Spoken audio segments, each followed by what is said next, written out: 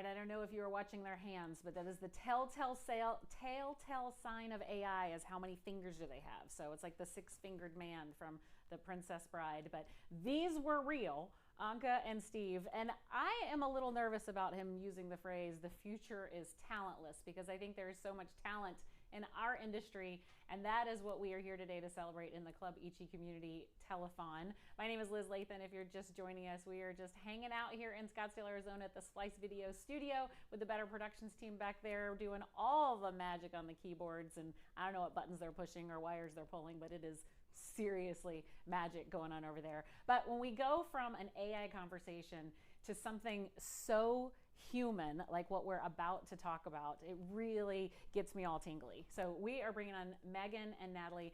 Over the last year, I would say, maybe even more, the Google XI team and the Storycraft Labs team have really done a lot of deep insights and searching through belonging and inclusion and even neurodiversity, and how the new project can help people of all neurodiverse capabilities really feel comfortable at events. And so we're excited to hear what Megan and Natalie are working on for this next year. I was told, and I do not have the full scope of what this is, but I was told that Google is really digging into identity in 2024. So my interpretation of this is that it matters who you are, and event producers, event professionals need to understand the attendee much more deeply so that we can design experiences around you.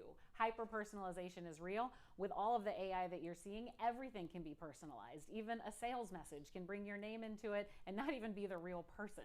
So when we really start working through what identity is and what identity means to you, I can't wait to find out what this is about. So Megan and Natalie, are you there? Can you hear me? Can you hear me?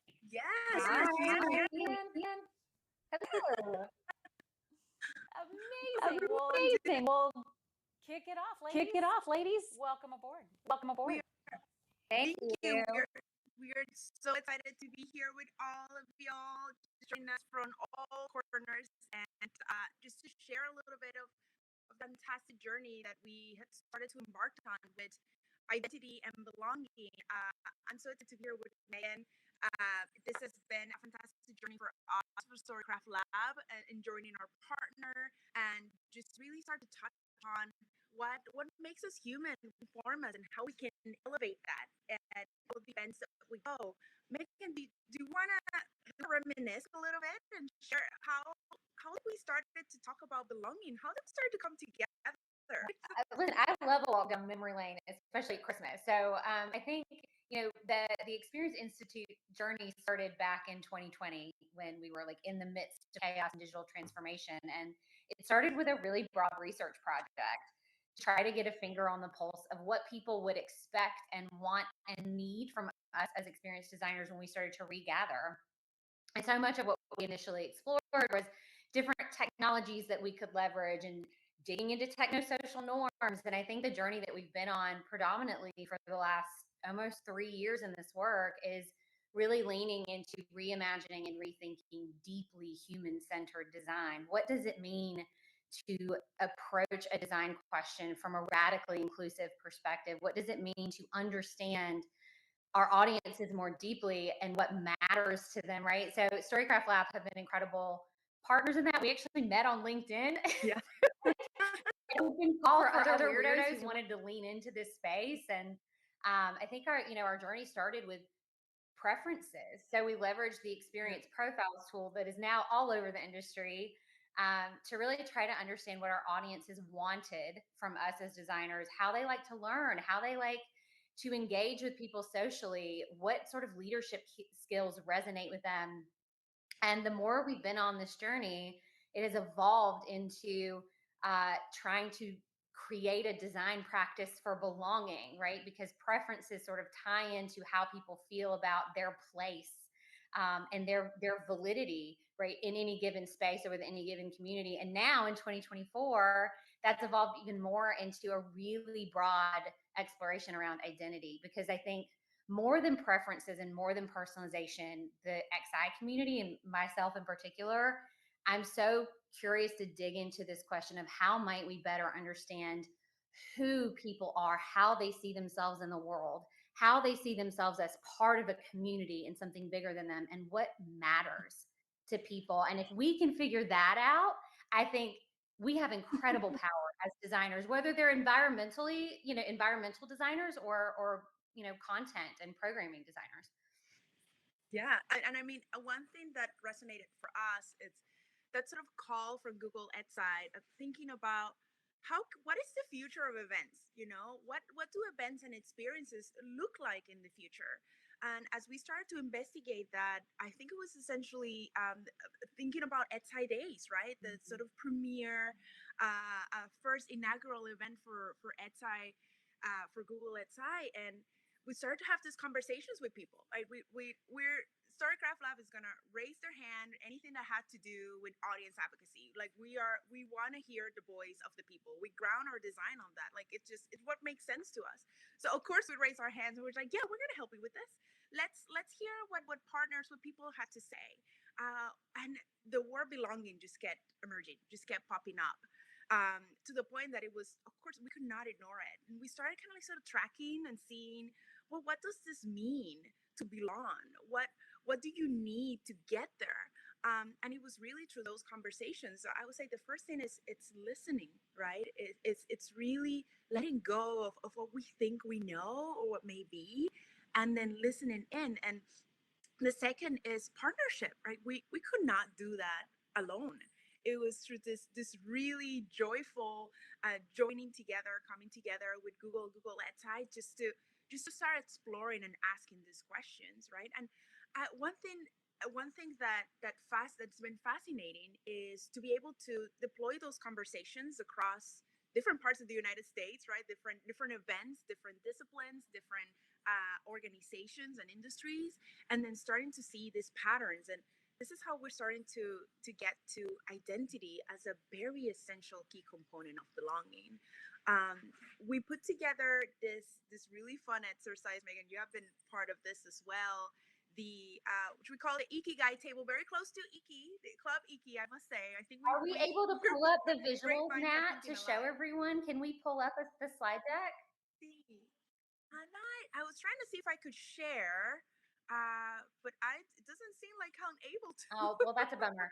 So We I'll did have do some it. pictures put I together can for send you them. all, but Natalie and her team put together this incredible um, artifact, this like physical thing to help us have this conversation around identity with different audiences. And I think the first time I saw that deployed at an event and I saw what people were putting there, the light bulb immediately went off for me personally. First of all, I cried, which anyone who knows me, that's no surprise, but it was so beautiful to see how people thought about who they are and what they are, and to also see so much synchronicity across people.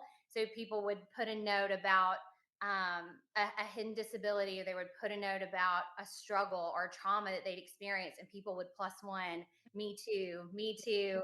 And in other places, people were, sort of subscribing identity to how they looked. And so it's manifested so differently, which tells me that we need a common language around this in order to dig into it more deeply, which is a priority for us in 2024. I think we want to continue to travel with the amazing, Ikigai table that was created by Storycraft, but we're also bringing in some incredible people from the immersive theater industry to help us build out new tools that encourage people to just think about and reflect on who am I, and how does who I am dictate and influence how I show up in the world, how I engage with other people, and ultimately how I see other people. I'm so excited about this work and just so pumped about the partners that we're bringing in to help us sort of solve for this. I'm gonna do jingle bells to that. I'm gonna jingle bells to that. You're so right on. I think one thing that keeps fascinating. First of all, I was privy to see your first reaction when we deployed that exercise, and everything just connected. I was just like, yes, like just seeing the power of seeing the collective responses, as you mentioned, and seeing the common threads, and not feeling so alone, Yeah. right? And in a lot of demand, in a shifting continuously shifting ground. We do a lot of work for a lot of people in events, right? We're thinking of others. Well, what was the last time someone took the time to ask you about you? As your very simple question, how are you feeling? What informs you, who you are? And then looked at that as a very key essential data to create experiences that are about you. How special is that? And it has been truly fantastic to also see some of those common threads and also differences throughout the Americas, and in cases, a couple of events in Europe as we presented this exercise. For example, in Latin America, I was very privileged to be there facilitating this and saw that people are starting to see themselves in relation to their communities.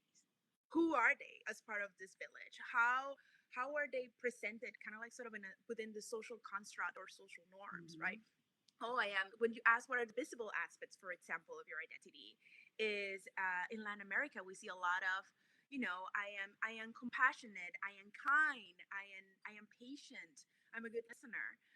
And sometimes in some aspects here in America, it's just like, well, I am tall, or I am I am very blonde, and we start also typing into like, yes, I am a kind person, I am sweet, I am funny. It was a very common one. But then there's a switch when we turn the question towards the invisible parts of your identity.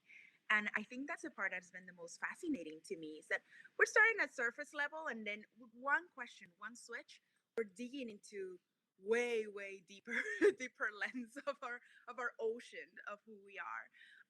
And it's just been fascinating, and I'm so excited for what's coming up for 2024, because I feel like this has just been sort of the beginning, the first set of conversations to see, well, what are the opportunities that we have in the arts, in the community, in events, in technology, to really bring those tools in and continue to push for those conversations. So it's almost as if 2024 is the year of you, Yeah, I will say, yeah. You right? being all of you, right, who are listening to this right now, and plus beyond that. And I think, um, you know, early on when we sort of wrote our manifesto and defined our North Star for Experience Institute, we decided that so much of our work should be about identifying the most promising possible futures for our industry. And I think the ones with the most promise are the ones that leave people better than we found them, that look at events and experiences and gathering human beings as an opportunity, not just to deliver on our business outcomes or our organizational strategies, but to leave people better than we found them, to help them better understand themselves, to help them better understand their place in the world and the communities that they're a part of. And what an incredible opportunity and responsibility. There's this amazing book called Lost Connections, and it's all about sort of, the increase we're seeing across anxiety, depression, and loneliness in our society. And those are stats that we've looked a lot at in our research. And sorry, Ted has some thoughts on that, my dog. So uh, this book basically asserts that disconnection to community, disconnection to meaningful work, and disconnection to self are some of the reasons that people are so sad and lonely. And we, as people who bring others together, have an incredible opportunity to chip away at those lost connections. And I think this identity work is one path for us to do that. And I'm really pumped. So we have 2 minutes left, and I kind of want to leave one provocation for anyone watching. And then Natalie, I'm going to turn it to you to sort of do the same.